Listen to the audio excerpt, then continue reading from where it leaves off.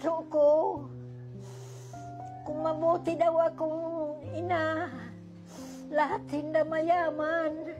Igalang niyo ang inyong ama't ina. Ito ang unang utos na may kasamang pangako.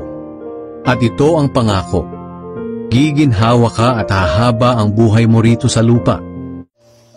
Ano magagawa ko? Mahirap yung tatay nila noon. Kung maaari po na matulungan po ako ninyo. Kasi nahihirapan na po ako. Kaya ito, tinatagal ko na lang itong mga nararamdaman kong ito. Sabi ng isa kong anak, saka hingin mo na lang sa Diyos na kunin ka na. Makinig ka sa iyong mga magulang, sapagkat kung hindi dahil sa kanila, hindi ka naisilang sa mundong ito. Huwag mo silang hahamakin kapag sila ay matanda na.